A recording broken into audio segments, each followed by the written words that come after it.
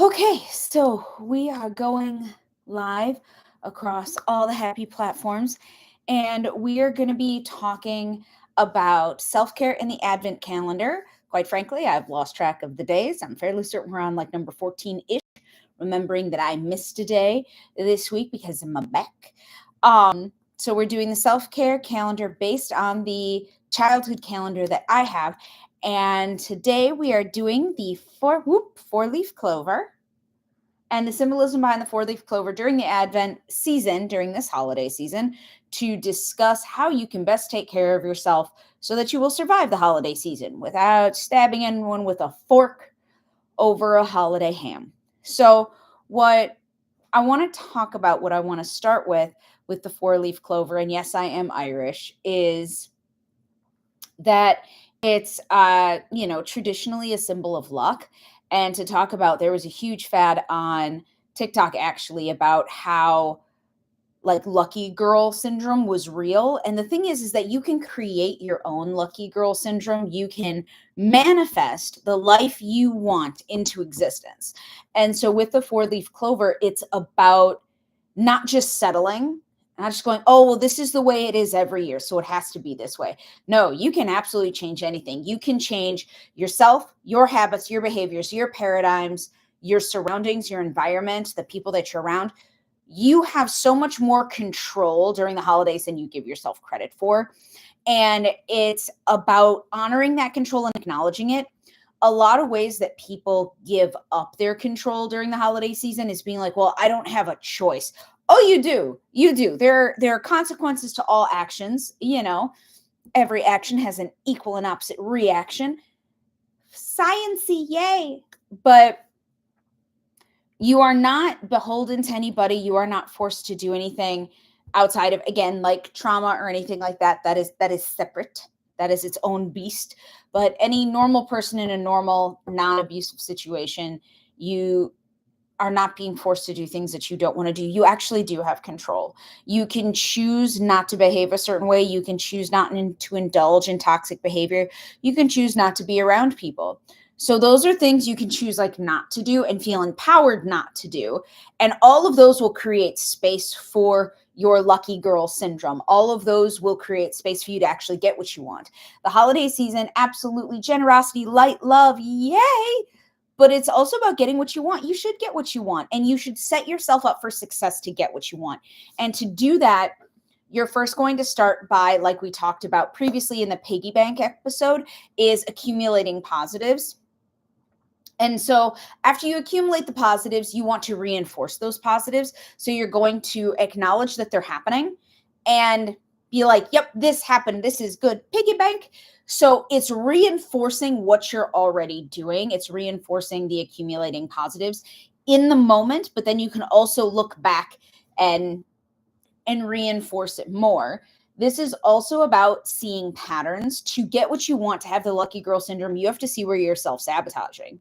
And so you're going to see, okay, I did this and this caused this, and you'll see the chain reaction, and you'll be able to understand like, oh, that I shouldn't do that because it caused 3 steps down. It caused you to feel like crap in a family situation where you felt like you had no control. So it's being able to understand like the cause and effect and things happening step by step to be able to work things to your advantage, because just because it's the holiday season doesn't mean you don't get to get your way. It's like, oh, I have to do what everyone else wants. No, you don't. No, you don't. Stop making it easy for people. Stop laying down to be the doormat. Make them work for it. Make them lift their leg up high if they want to step on you. High if they want to step on you. So it's about acknowledging those patterns and being able to track them. It's about, like I said, validating the positives that are happening. And then the other thing that I want to talk about after you validate them, it's kind of making things go your way. So manipulation isn't a bad word. Like right now, I'm manipulating the clover. I am forcing it to do what I want to. It is not bad. It's not negative. It's also an inanimate object.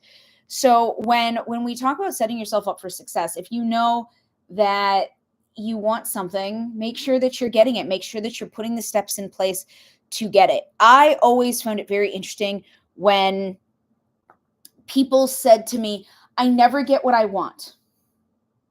who'd you tell? Who'd you talk to? And they go, no one. And I'm like, well, then how the fuck is someone supposed to know what you want? And it just boggled my mind. Years ago, when I was in my early 20s, people would always say, people just give you stuff. Is that one? I was young, I was pretty, and I was nice. But more importantly, you want to know what I did?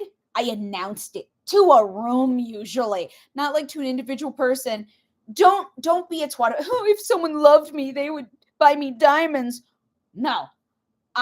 When people meet me, one of the first things that they ever learn about me in any kind of social situation, not business situation, social situation, is I like food. I am a feral house cat. I am a very food motivated person. If you would like to show me love, appreciation, affection, caring, make sure it's edible. Make sure it's edible. Here is my list of allergies. I have a Google Doc I send people if I seriously think that they are a contender for feeding me on a regular basis so that they do not kill me. It is, and people would always say, everyone buys you dinner. Yeah. I ask, and I don't say, hey, can you buy me dinner? I talk constantly. I'm like, I like food. I like being fed. I like being given food. Does anyone have cheesecake? Like, I'd really like some cheesecake, that type of, and actually, I really would like cheesecake. I have been craving it for a few days, if we're being honest. So it's setting yourself up to have lucky girl syndrome. It's this fallacy that they should know. They should know. No, they shouldn't. No, they fucking shouldn't. Well, I told them once in passing. Oh my gosh, that is putting a lot of pressure on people. And unless they are like your divine connection to the universe, they are not listening to every word you say. I'm sorry, you are not that interesting. But it's also, we all have so many things going on in our lives. Cut yourself some slack, but also cut others some slack. Absolutely, actively listen, and people should actively listen to you. But if you said once that you like chocolate and you never said it again, and you said it in the middle of a tangent and someone doesn't remember, that's putting a lot of weight. I was putting a lot of weight on like less than 10 seconds of noises coming out of your mouth.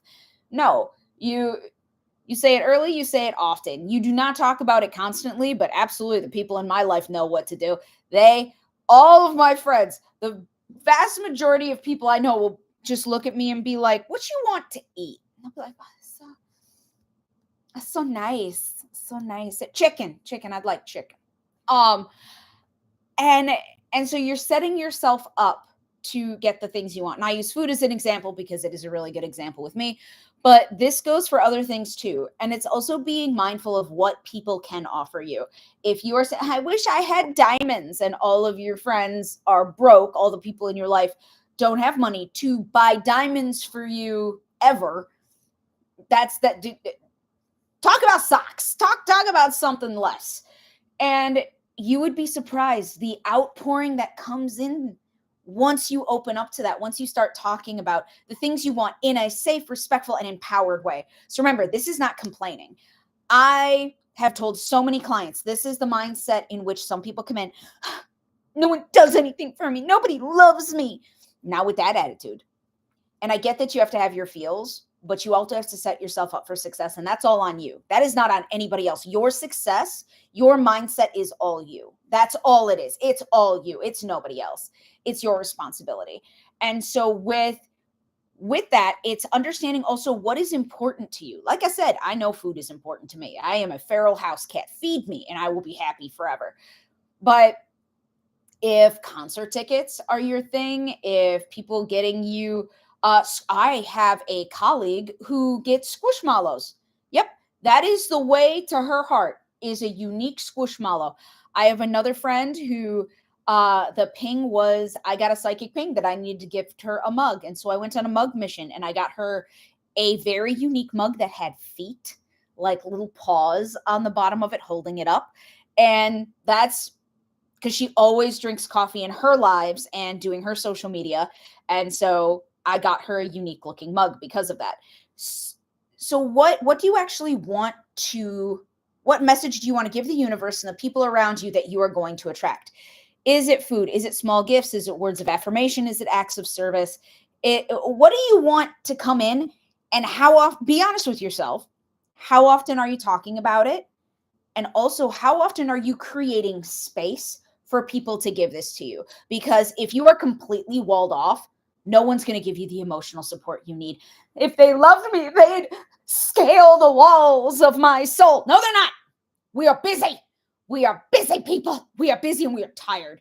If you cannot open up a little to let them in, not everyone is going to see value in scaling your fucking wall. And if you sit there and go, well, then they're not meant to be in my life, that's fine. You can have that opinion. And if you make it impossible for people to give you things and do things for you, that's on you. That's a you thing. If you made your walls so tall and unpenetrable that no one can buy you cheesecake, and then you bitch that you don't got cheesecake, that's a you thing. You have created a no cheesecake life for you. That's no one else's fault but yours. So during this holiday season, what are you manifesting? What are you attracting in? What are you vocalizing? And how often? Like, you don't need to talk about it every 2 seconds or anything like that. But bring it up. Bring it up so that your friends, your family, people around you know more than once. Bring it up more than once, because the idea that they're going to sit and wait and hang on your every word, let's be honest. Let's be honest. How often are you hanging on everyone's every word? How often do you remember every single thing that everyone told you in passing? If someone said something to you once and it only took 2 seconds, are you going to remember it next year for Christmas? Don't hold people to standards that you yourself can't meet. And if you are one of those badass bitches who can remember those things, and to give you guys an idea, I am one of those psychos. I am one of those weirdos who has an app on my phone that tracks the preferences, that I have notes in of everyone around me. So if they mention something in passing, like last night, I was talking to a business colleague who I plan to do a lot of business with, and I found out that he really likes something called dark alcohol. I don't drink, so that I then had to ask a friend, what's like a dark alcohol? And I was informed whiskey is. And then I said, what's a good whiskey? So now that is in the document. He mentioned this in passing, but now it's in the document. If you are not that kind of psycho, which most people aren't, most people do not have a document on their phone that tracks all of those things. Most people, no. The vast majority of people don't remember. How often are you looking at your phone when someone's talking to you? How often are you ignoring people when they're talking to you? Because you have your own stuff going in your mind. So other people are doing that too. So mention it more than once on a regular basis. Whenever I do events, people usually bring me food.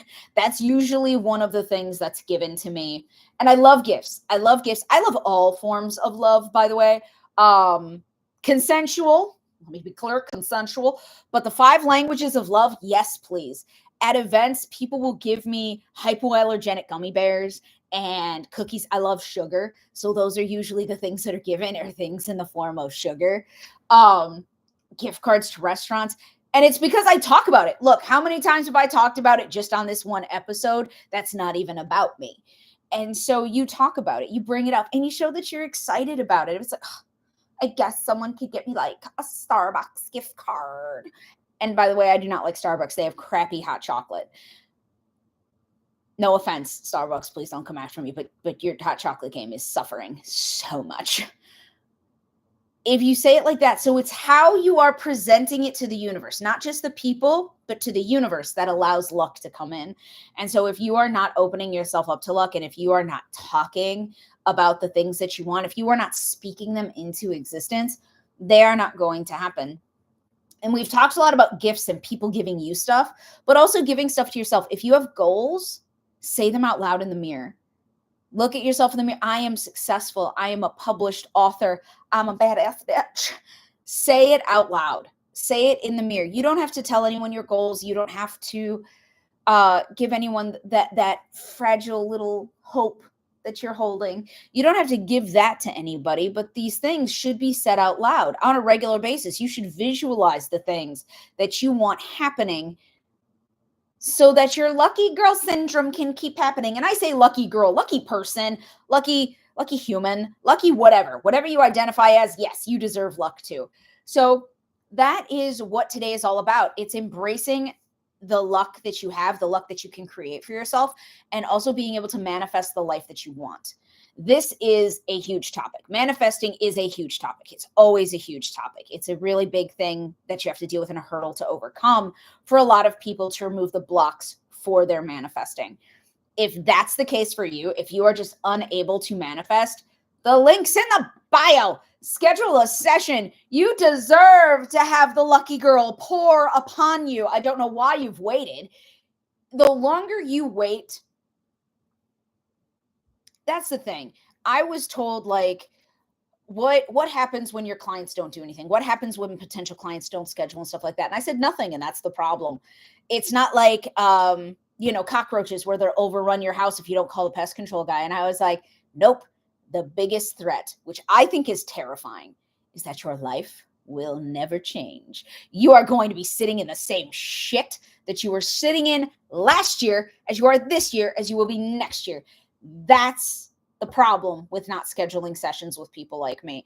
If you want to sit in that kind of caca, that's fine. Go ahead. More power to you. It's your life.